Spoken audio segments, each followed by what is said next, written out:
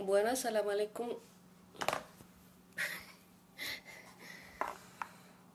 Salam alaikum wa rahmatullahi wa barakatuh. Estoy tratando de transmitir desde otra manera, pero esto siempre creo que será un nuevo aprendizaje. Alhamdulillah. Vamos a esperar mientras se llega la gente. Inshallah. Alhamdulillah. Creo que voy a dejar la cámara aquí. Perfecto. Es que la otra cámara molesta mucho. Bueno, salam aleikum para todos. Permítanme un segundo. Comparto el link. Aquí estoy. Sigo acá. Voy a compartir el link aquí en el computador porque fijo si hago algo ahí en el celular daño la transmisión y no sé cómo hacerla otra vez.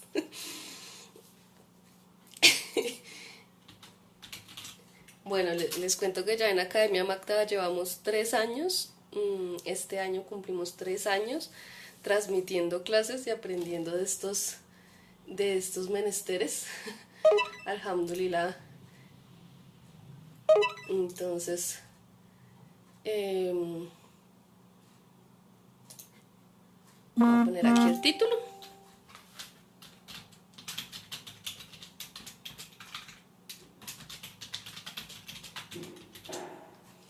Y inshallah empezamos.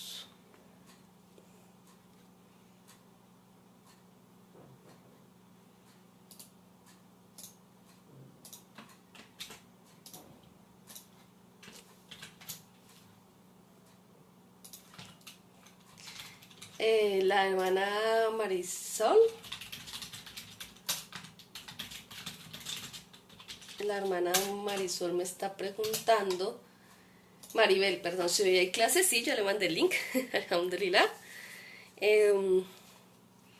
Ah, ok. Y bueno, empezamos. Salam alaikum wa rahmatullahi wa barakatuh para todos. Bismillahirrahmanirrahim. En el nombre del más clemente, el misericordioso, alabado sea Allah, que su paz y sus bendiciones sean con su último profeta y mensajero Muhammad, con su familia, con sus compañeros y con todo aquel que le siga de la manera correcta hasta el día del juicio final. Amén.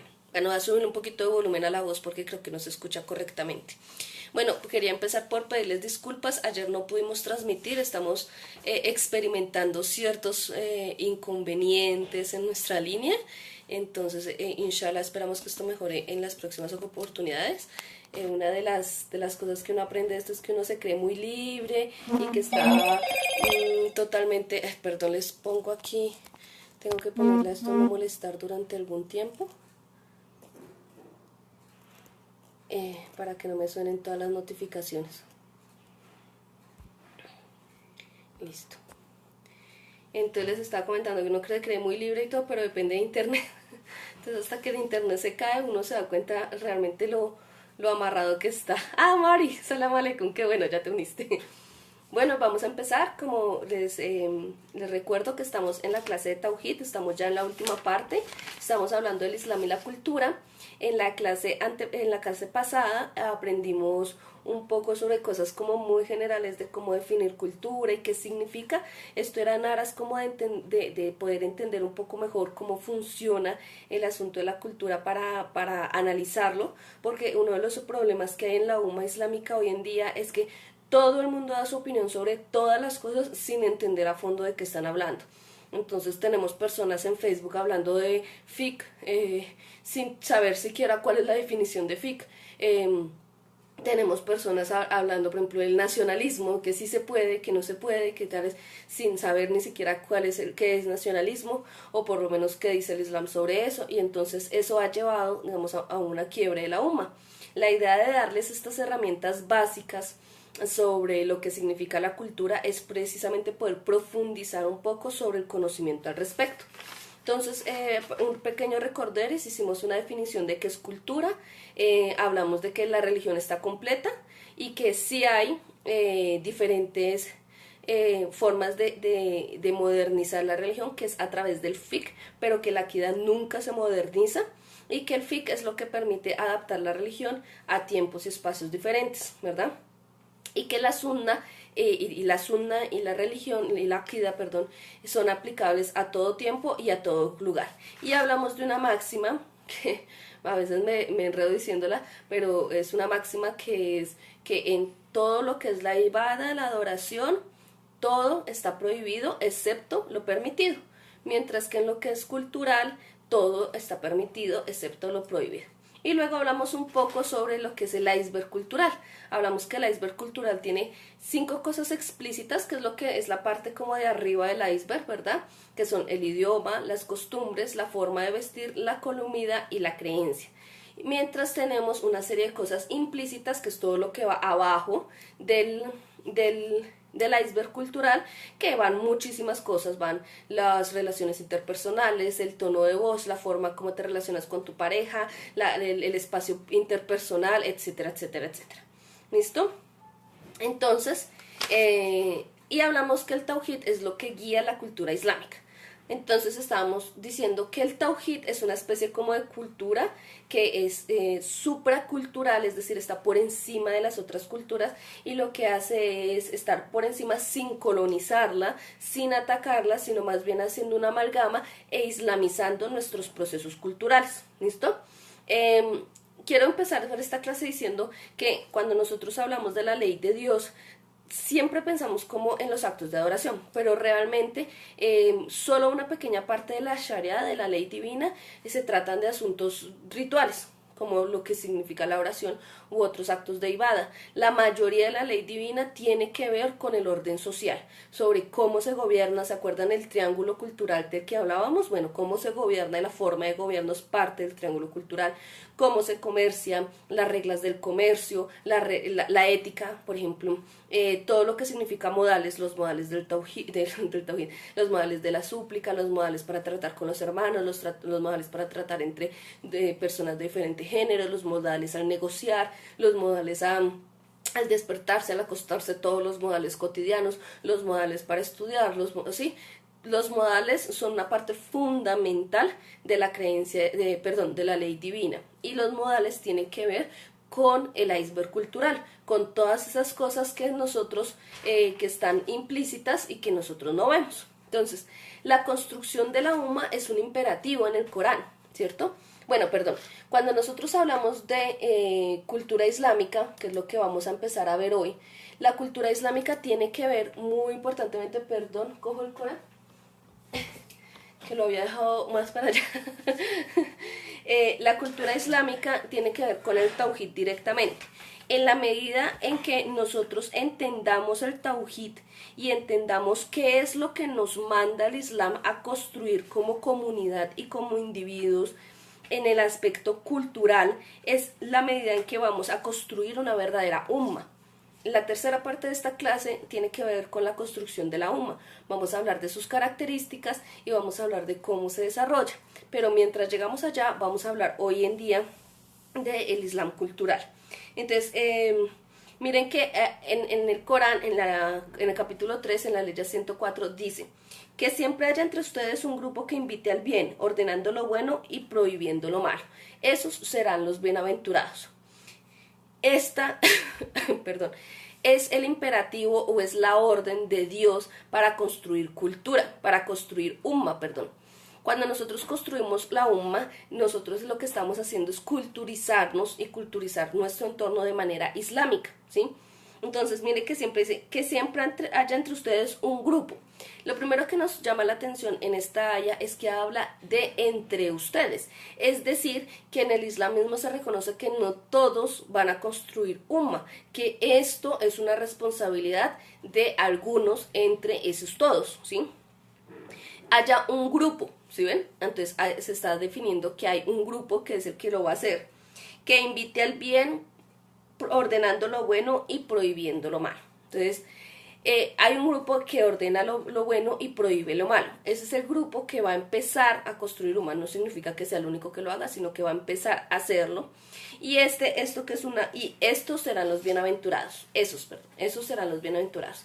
Esta que es una orden muy clara que nos da el Corán, nos está invitando a que todos debemos construir umma, pero además de eso es lo que nosotros debemos tener en cuenta cuando hablamos de nuestras comunidades. Cuando nosotros hablamos de la cultura islámica, la gente siempre piensa como en lo que significa la punta del iceberg, ¿no? Todos esos elementos explícitos que tenemos. Entonces, ¿qué piensa la gente cuando uno dice cultura islámica? A ver, ¿qué se les ocurre a ustedes? ¿Quién me dice qué piensa la gente cuando uno dice cultura islámica? Por ejemplo, a mí siempre me ha pasado que piensan que sé hacer comida árabe, o comida de marroquí, por ejemplo, o comida egipcia. También me ha pasado que siempre piensan que sé bailar la danza del vientre y la danza árabe, lo que se llama la danza árabe. También me han dicho eso, ¿sí? Cuando la gente piensa en cultura islámica, piensas en cultura del Medio Oriente, por lo regular. Y los musulmanes, cuando pensamos en cultura islámica, pensamos en el tope del iceberg. Entonces pensamos en el hijab, ¿cierto? En los hombres en la barba, que hace parte de, digamos, el ítem de la vestimenta. Pensamos en el idioma árabe, que hace parte del idioma, precisamente. Pensamos en, obviamente, la comida, entonces estamos pensando pronto en tamer, que es el dátil, en las comidas, el cordero, ¿cierto? Que es muy característico del Islam. Entonces, cuando los musulmanes mismos empezamos que sabemos el idioma, sí, todos creen que nosotros por ser musulmanes sabemos árabe, como si eso no lo inyectaran o algo así. Entonces, cuando nosotros como musulmanes pensamos en la cultura islámica, realmente estamos pensando siempre en el pedazo de arriba, en el pedazo explícito del iceberg cultural. Y eso es un complique. El iceberg cultural es una cosa que se alimenta de arriba hacia abajo, tanto lo explícito como lo implícito. Entonces, ¿qué pasa? Por ejemplo, tú no puedes quitarle la parte de abajo a un iceberg porque queda la puntica y la puntica sola flota por ahí hasta que se derrite entre el mar. Tampoco le puedes quitar la punta porque si no el pedazo del fondo cae en las profundidades y ya queda así. Entonces, el hecho de que haya un iceberg cultural, o digamos que pensé mucho el asunto de la metáfora, perdón que me hacía falta algo importante, ahora sí veo. El hecho de que se haya pensado esto como un iceberg es para que ustedes entiendan que es necesario el pedazo completo, ¿verdad? Entonces, cuando nosotros los musulmanes pensamos sobre todo en aspectos de lo explícito, de la puntica que emerge en el iceberg, estamos dejando de lado todos los asuntos implícitos, y eso significa que no estamos dando procesos culturales reales para nuestro propio proceso de islamización, y que estamos volviendo la cultura islámica algo maniqueo. Maniqueo significa que es algo que, sí, algo como que no tiene fondo o no tiene trascendencia. Entonces, ¿qué pasa? Les voy a poner un ejemplo sencillísimo, el hijab. Entonces, todo el mundo se centra en el hijab, todo el mundo dice es que las mujeres tenemos que usar hijab, es que digamos que si yo fuera profesora y me quitara el hijab o diera estas clases online sin hijab, creo que ni la mitad de las personas me verían, ¿verdad? Por el solo hecho de tener o no hijab, así estuviera diciendo exactamente lo mismo, porque el hijab se ha vuelto como un distintivo de la mujer musulmana en Occidente, y más pues con todo este tema de la prohibición y ese tipo de cosas. Pero si yo no interiorizo mi hijab, que era lo que les decía en la clase pasada, seguimos con una serie de actitudes coquetas, como se acuerdan del salam aleikum papi que les comenté. Bueno, este tipo de actitudes porque realmente no hemos interiorizado nuestro hijab y no lo hemos adaptado a nuestra realidad cultural. Entonces, ¿qué pasa? Digamos, el hijab cambia nuestras relaciones interpersonales. Entonces, el hijab, que es una cosa externa de la parte cultural explícita, ¿cierto? De la puntica del iceberg. Entonces, wa alaikum salam, hermana Aida. Afecta nuestra parte implícita de la cultura. Entonces, por ejemplo, si usted antes se saludaba de beso con todos sus amigos, pues el hijab le va a poner como una barrera a esa actitud, ¿verdad? O si de pronto usted iba a una discoteca, de pronto usted no tomaba ni nada, pero pues usted ya con hijab difícilmente va a entrar en un sitio así, ¿verdad? Entonces, algo que parece externo realmente está modificando tu actitud interna, y esto es lo que se conoce como el proceso de cultura implícito, perdón. Entonces, por ejemplo, les voy a poner un ejemplo sencillísimo. Cuando una mujer, todas hemos conocido estas hermanas que empiezan a poner fotos con hijab en el Facebook y a los 2 días ponen fotos sin hijab en el Facebook y borran todas las fotos con hijab y ahora está sin hijab y ahora después borra todas las fotos sin hijab y se pone hijab, o termina abriendo una cuenta con hijab con un nombre islámico y una cuenta sin hijab con el nombre, digamos, cotidiano que usa, y mantiene 2 cuentas de Facebook, de tal manera que a veces inclusive parece que son 2 personas. Y entonces la mayoría de gente, yo escucho mucho el discurso de, pero ¿qué le pasa a estas hermanas que no se ponen serias con el hijab, no ven que eso es un mandato de Alá, que no sé qué dice más? Bueno, lo que sucede es que ellas están islamizando su cultura explícita, la punta del iceberg, y no están islamizando su cultura implícita. Eso no quiere decir que tampoco nos vamos a ir al discurso de, ay, no, es que el hijab está en mi corazón y yo así lo siento y así estoy bien. No, ¿sí? Porque la una, como les decía al principio de esta metáfora, el uno alimenta al otro. Entonces, si tú dejas el hijab solo para tu corazón, que en este caso se revituaría en los aspectos implícitos de la cultura, como en las relaciones interpersonales, pues realmente nunca lo exteriorizas y nunca terminas de islamizar tu proceso cultural con la vestimenta, ¿verdad? Entonces es un proceso retroalimentativo entre las dos partes que no se puede quedar ni en la punta del iceberg, que es lo explícito, ni por debajo, en la parte de abajo del iceberg, que es lo implícito, porque no funciona, ¿sí? Por eso el profeta Sallallahu Alaihi Wasallam nos enseñó que nosotros somos la umma de la moderación. Entonces esto tiene que ver con la cultura. Cuando tú islamizas tus aspectos culturales explícitos e implícitos, es cuando realmente logras un proceso de islamización. Ahora, ¿qué pasa? Entonces ustedes me pueden preguntar, bueno, pero ¿y cómo hago yo para saber si lo que yo estoy adoptando está bien o está mal? Yo, por ejemplo, hoy tengo un hijab, esto es una mantilla tejida, mi abuelita me la regaló, era con la que yo iba a la iglesia, y ella me la regaló hace muchos años y la quiero mucho. Entonces ustedes me pueden decir, bueno, ¿y será que eso que iba a una iglesia se puede convertir en un hijab? Entonces, para eso es que nosotros tenemos que aprender los fundamentos del fiqh, y por eso es que cada persona es responsable de su ética del hacer y su ética del ser.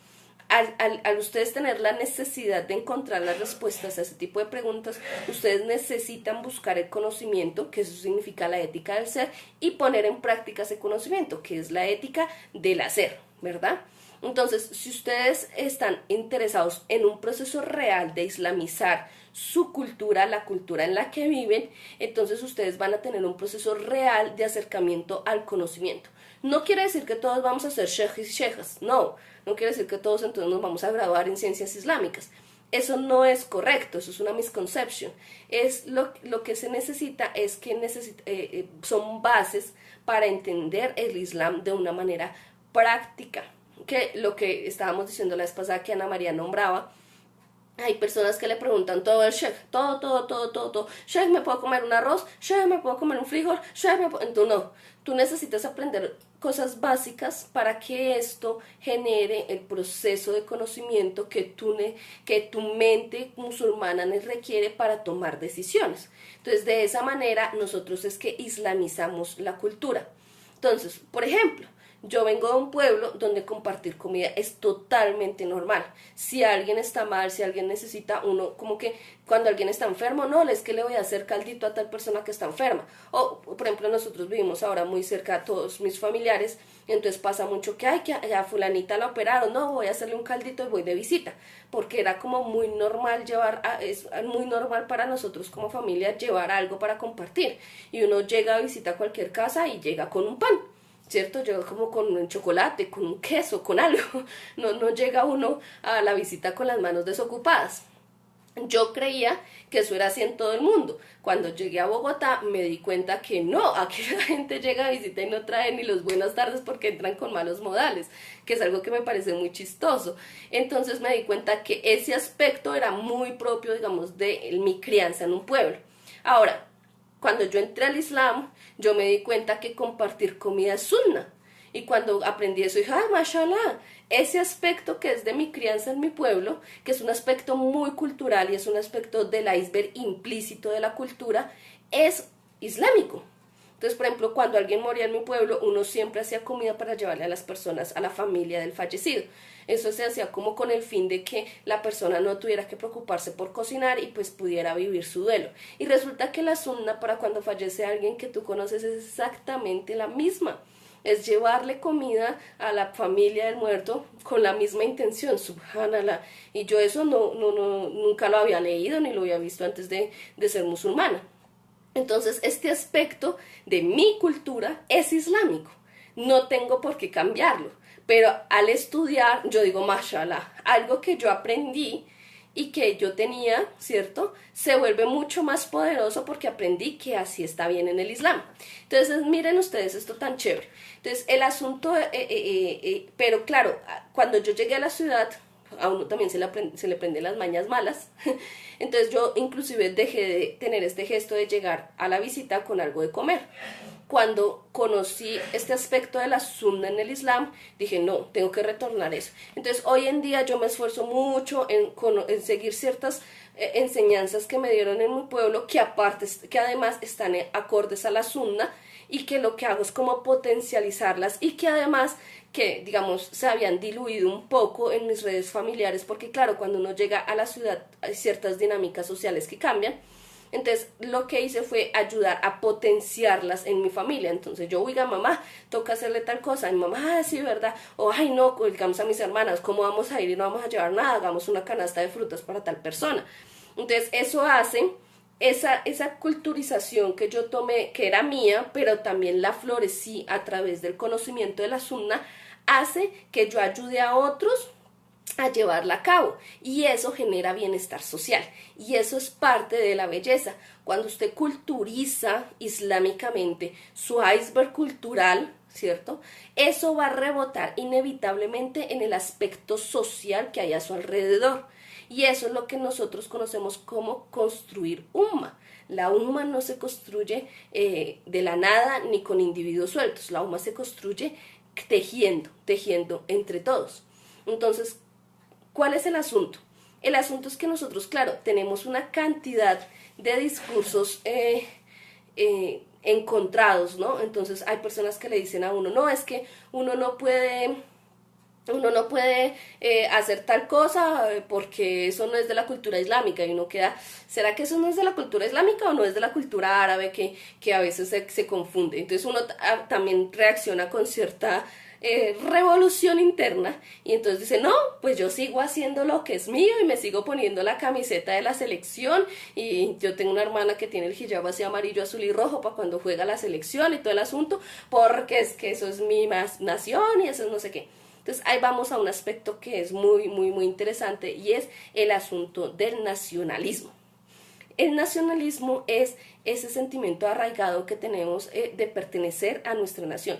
Realmente es un sentimiento que todos los estados-nación del mundo hoy en día fomentan, porque es la forma de proteger fronteras y proteger procesos sociales que hacen que un país sea un país.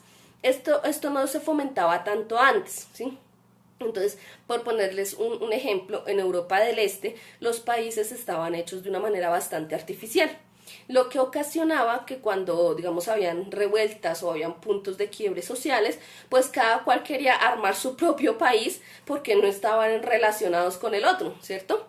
Un caso puede ser Checoslovaquia, que se dividió posteriormente en República Checa y Eslovaquia, perdón. ¿Y por qué se dio esa división? Porque Checoslovaquia fue un país así como que juntaron un pedazo de tierra, ¿sí? Trazaron una raya y dijeron, esto es un país y se va a llamar Checoslovaquia. Y entonces los gobiernos que sucedieron no se dedicaron a crear este nacionalismo, sino que cada grupo siguió perteneciendo a su grupo social, en este caso los checos y los eslovanos, y entonces cuando sucedió un proceso social, pues aprovecharon, en una ruptura social, aprovecharon para dividirse, ¿sí? Entonces, para evitar ese tipo de procesos que fueron muy comunes en países del este, en el siglo XXI se ha motivado el nacionalismo. ¿Qué es el nacionalismo? Creer que tú eres mejor o que estás en mejor situación porque naciste en tu país y no en otro, punto, ¿cierto? Entonces, tú eres pobre pero eres colombiano y estás súper orgulloso de ser colombiano, eres rico y eres colombiano y estás súper orgulloso de ser colombiano. Es un nacionalismo. ¿Qué pasa? Cuando nosotros como musulmanes nos hacemos musulmanes, lo primero que nos dicen es que usted no puede ser nacionalista, porque la umma es la umma musulmana. Pero este es un concepto muy difícil de entender, porque la umma musulmana es algo muy grande, muy diverso, muy disperso y muy etéreo. O sea, yo no sé dónde está la umma musulmana, yo no sé qué hace la umma musulmana, ¿cierto?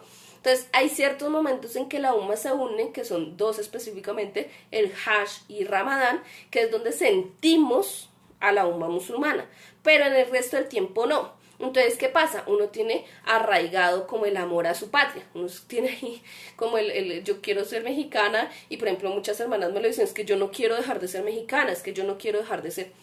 Y ahí está el quid de la cuestión. El Islam nos llama a ser nacionalistas, pero con moderación. Como dijo el profeta Muhammad sallallahu alaihi wasallam, esta umma es la umma de la moderación. Entonces, ¿qué significa? Significa que nosotros pertenecemos a un Estado-nación, sea cual sea. Yo voy a hablar de Colombia porque soy colombiana, pero aplíquenlo a su propio país. En mi caso, yo soy colombiana, ¿verdad? Yo no voy a dejar de ser colombiana por ser musulmana. De hecho, no quiero. Porque, por ejemplo, para mí conseguir la nacionalidad, digamos, egipcia sería muy difícil. Tendría que casarme con un egipcio y eso implicaría abandonar a mi esposo, que también es colombiano. Entonces, realmente adoptar la nacionalidad de un país de mayoría islámica, pensaría yo que me es muy, muy, muy difícil, sino casi imposible, ¿verdad? Y tampoco quiero, yo no quiero identificarme como marroquí o como libanesa o como catarí, yo quiero ser colombiana, ¿verdad? ¿Por qué? Porque me gusta mi país, ¿verdad? Pero también soy musulmana, entonces no puedo dejar el Islam de lado. ¿Cómo logro islamizar mi sentimiento nacionalista? Primero, conociendo y respetando los derechos de mi hermano musulmán. Cuando yo les digo a las hermanas es que nosotros confundimos la umma con una comuna hippie. Mi hermano en el Islam es mi hermano precisamente porque tiene unos derechos y unos deberes los cuales yo debo respetar, para los cuales debo aprenderlos, ¿verdad? Pero eso no significa que sea mi amigo en el Islam.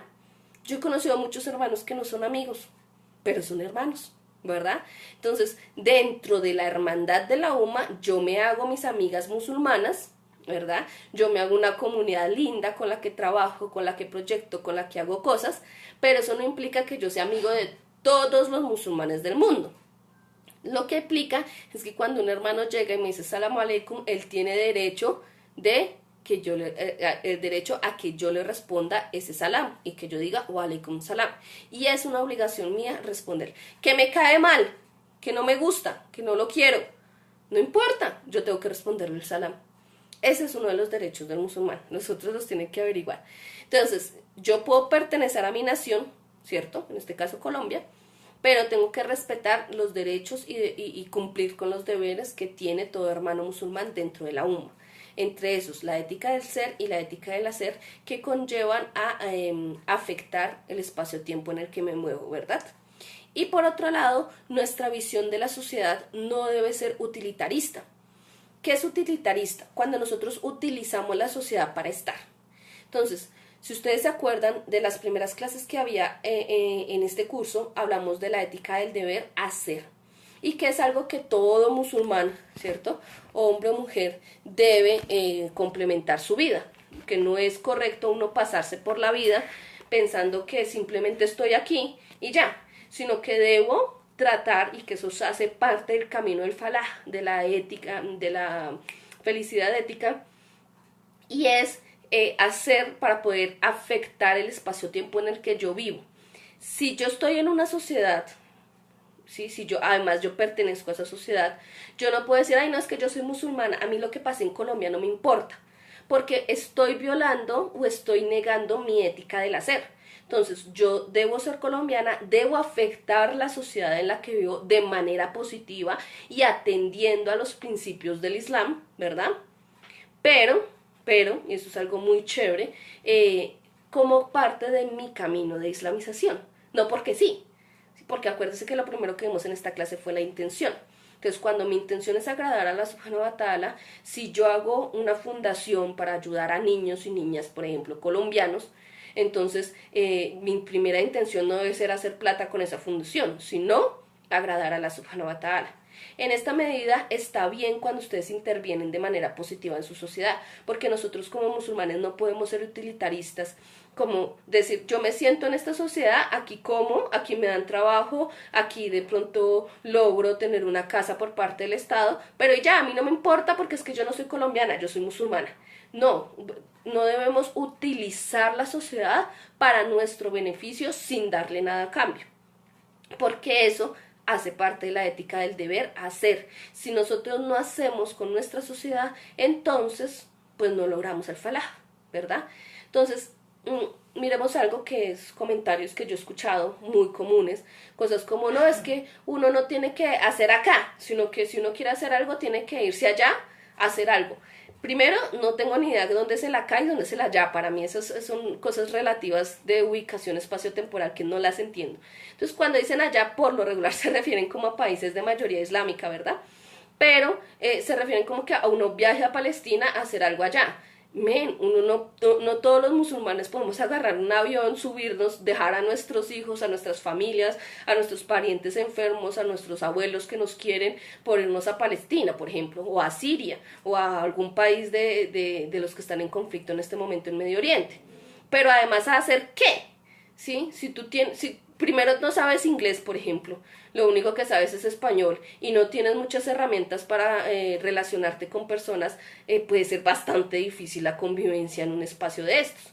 Entonces, ese discurso es que no hay que hacer acá, sino hacer allá, no solo está desfasado moralmente, porque uno tiene que hacer en donde esté, como pueda y lo que pueda, porque el profeta Sallallahu Alaihi Wasallam nos enseñó que no debemos dejar pasar ni un momento para hacer caridad. Entonces, él una vez llegó a la casa y sobre la mesa había una leche. Un pozo de leche, una cantinita con leche.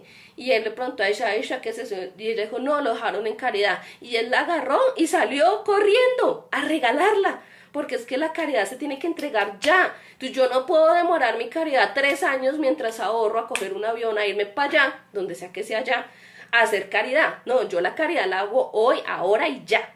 Y eso no admite demora. Entonces esa idea de que no hay que ayudar acá sino esperar a estar allá para ayudar, no sirve. La caridad se hace de inmediato. Segundo, la idea que he escuchado mucho es que solo se tienen que ayudar musulmanes. Eso es una visión muy utilitarista de la sociedad. Entonces yo vivo acá, aquí gano mi trabajo, aquí gano mi sustento, el señor lechero me vende la leche, el señor panadero hace el pan que yo me como, todos son no musulmanes, el señor no sé, el señor del supermercado que va y trae la fruta es no musulmán y me vende la comida, el señor, salam aleikum Patricia, ¿desde dónde estás? El señor campesino siembra y yo me como lo que él siembra. Ah, pero yo no le voy a dar a la gente de acá, sino solo a los musulmanes. ¿Por qué? O sea, ¿cuál es la razón de esa afirmación? ¿Acaso yo estoy aquí solamente para un grupo de personas? ¿Acaso mi ética y mi moral es no ayudar, sino seleccionar gente? Si en el Islam no existe la discriminación, una de las cosas que nos ufanamos los musulmanes de decirle al mundo es que todos somos iguales, que cuando nos paramos a rezar, reza un rico al lado de un pobre, reza un negro al lado de un blanco, reza un asiático al lado de un pakistaní. Nos ufanamos de ser igualitarios, pero en el momento de ayudar nos atrevemos a decir, ¿es que no ayudamos no musulmanes? ¿En serio? Entonces, ¿dónde está la no discriminación que hablamos ¿cómo se dice esto? Gritamos a los 4 vientos. No, señores, nosotros también aportamos a nuestras sociedades con lo que podemos, con lo que tenemos en el aquí y en el ahora, porque parte de la cultura islámica es afectar positivamente tu entorno. La afectación en el espacio y tiempo que da como resultado el deber ser, que viene como resultado del deber ser y del deber hacer, es algo que es inaplazable. Además, no todos los musulmanes ni tenemos los recursos ni tenemos la intención de emigrar a países de mayoría islámica. Y no podemos esperar toda la vida para afectar nuestro entorno, ¿ven? Entonces, cuando nosotros islamizamos nuestro entorno, empezamos a aplicar la cultura islámica a nuestra propia cultura. Ahora, ustedes me van a decir a mí, ¿cómo lo hacemos? ¿Cómo hacemos ese proceso? ¿Cómo sé yo si ponerme mi hijab amarillo, azul y rojo cada vez que juega la selección Colombia es correcto o no? Entonces, ya les había dicho, primero el conocimiento es muy básico. Segundo, hay que crear umma, porque es en la umma que se dan estos debates. Entonces yo me quiero poner, por ejemplo, alguien me dice, yo me quiero poner mi hijab tricolor. Y yo le digo, no, yo nunca me pondría esa cosa, me parecería horrible porque eso estaba fuera de moda, está out, ¿verdad? Y otra persona dice, no, es que eso está en contra del Tawhid. Entonces ahí ya hay 3 personas que pueden mantener un debate. ¿Por qué ponerse una bandera está en contra del Tawhid? Hay muchas razones por qué sí y por qué no. Para los que quieran profundizar este tipo de polémicas que tienen mucho que ver además con lo que significa un Estado-nación y con la política, les recomiendo leer sobre la historia de la hermandad musulmana y el desarrollo de la hermandad musulmana. Digamos que no cabe aquí ahorita, pero hay que decirlo que ¿se acuerdan de la voluntad divina? Cuando nosotros estamos aplicando o islamizando nuestra cultura, estamos aplicando la voluntad divina. El Islam es tan maravilloso que genera bienestar aún para los no musulmanes. Entonces, si nosotros no afectamos donde vivimos, sino que nos la pasamos como paseantes, así como visitantes del país, usándolo y viendo nuestra nación de una manera utilitaria, seríamos egoístas, porque no estaríamos brindándole a nuestra nación las cosas buenas que tiene el Islam, ¿ven? Entonces, volvamos al iceberg cultural. En el iceberg cultural está la creencia. La creencia tiene consigo una parte intrínseca que son los valores y la ética. Por ejemplo, en mi caso, en Colombia, los valores y la ética están muy perdidos y nosotros tenemos inclusive algo que se llama contravalores, que son, o los antivalores también, que se les dice las dos maneras, que es cuando, por ejemplo, las chicas creen que es más importante tener senos para lograr conseguir un cacique de la mafia que estudiar. Y eso es bien visto por la sociedad. Eso, por ejemplo, es un antivalor. Entonces, ¿qué pasa? El Islam, a través de que tú afectas la cultura donde vives, permite que los valores vuelvan a su orden natural y vuelve a las personas a la fitra natural de adoración a Dios. Entonces, a través de la participación, Sebastián, saludos también, salamu alaikum wa rahmatullahi wa barakatuh. A través de la participación en la sociedad, tú no solamente estás viviendo tu tawhid, sino que estás haciendo efectiva la presencia divina en un aspecto comunitario y no solamente en tu aspecto como individuo, como musulmán. Y esto es una tarea inmensa que tenemos los musulmanes, ¿verdad? Entonces, por ejemplo, a mí me han llegado preguntas desde puedo ver televisión hasta es que a mí me dijeron que yo ya no puedo leer un cuento porque leer cuentos es desperdiciar mi tiempo, que solo puedo leer libros islámicos. Ese tipo de cosas, por ejemplo, eso se llama el uso del tiempo libre, y ese tipo de cosas son discursos que nos cortan nuestras posibilidades de participar. O sea, créanme que cuando, por ejemplo, yo soy escritora, y cuando uno es escritor, y sobre todo así con hijab y todo, y yo llego, por ejemplo, a las reuniones de los escritores tolimenses, que es donde nací, pues todo el mundo dice, ay, ¿usted quién es? Ay, yo no sabía que había musulmanes, ay, y el solo hecho de tu presencia como musulmán en espacios diferentes, no solamente es dawa, sino que también mueve la sociedad, nos hace, por ejemplo, más equitativos, nos hace más conscientes de nuestra diversidad. Entonces, por ejemplo, yo siempre le digo a los hermanos, ¿a usted le interesan los animales? Métase en una red de esas de protección de animales. ¿A usted le interesa hacer deporte? Y haga, no sé, un parche de musulmanes al parque. ¿Usted es motero? Haga su parche de 3 o 4 moteros musulmanes y van y entregan ayudas por allá a lugares perdidos del país. Invéntese algo, pero es necesario que la cultura islámica que nosotros tenemos afecte la cultura en la que nacimos, y para eso es necesario hacer algo, cualquier cosa. Ustedes pueden ser desde ser buena gente en el trabajo, porque es que a veces los trabajos son estresantes y pullan a la gente para ser hasta agresivos entre los mismos trabajadores, hasta ceder el puesto en Transmilenio, ¿no? Que es un sistema de transporte masivo que tenemos aquí en Bogotá, que es terrible. Entonces el hecho de que usted de pronto tenga un buen modal en Transmilenio afecta a otras personas.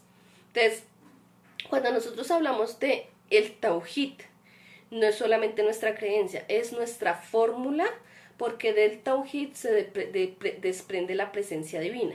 Y cuando nosotros realmente queremos que esa presencia divina esté todo el tiempo en nuestra vida, tiene que estar en el momento social. Entonces la invitación es a no abandonar nuestras culturas, pero sí islamizar nuestras culturas. Ahora sale la pregunta de ¿cómo hacer umma? Porque es que el musulmán solo, el profeta sallallahu alaihi wasallam dijo que un musulmán solo era como un carbón ardiente que se separa de la fogata y se deja aparte. ¿Qué pasa cuando un carbón se deja aparte de la fogata? Se va apagando solito, ni siquiera hay que echarle agua, se lo deja ahí y con el tiempo él se consume y se apaga. No hay nada que hacer al respecto. Entonces, el asunto es que los musulmanes no podemos estar solos, se necesita construir umma, sobre todo para islamizar la cultura, para tener un efecto positivo en la sociedad. ¿Cómo construimos umma? Bueno, construimos umma a través de crear tejido social y a través de reunirnos como musulmanes. Y eso es lo que vamos a hablar en la próxima clase. ¿Ver? ¿Cómo vamos a construir umma nosotros los musulmanes? No sé si tienen alguna pregunta, no sé si les quedó claro el asunto del nacionalismo. Hay que tener un equilibrio entre amar a la nación y desvivirse por ella y afectar positivamente la nación sin olvidar jamás que pertenecemos a algo mucho más grande que es la umma musulmana. ¿Tienen alguna pregunta, dudas o sugerencias? Voy a mirar aquí el grupo del chat.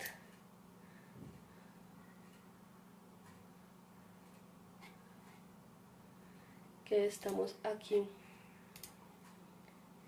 mirando lo de la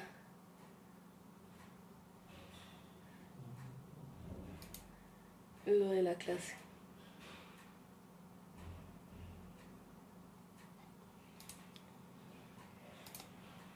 Yo sé que este tema de la cultura, si ven que es necesario aprender qué significa cultura y qué significa el iceberg cultural. Cuando ustedes vean un hermano,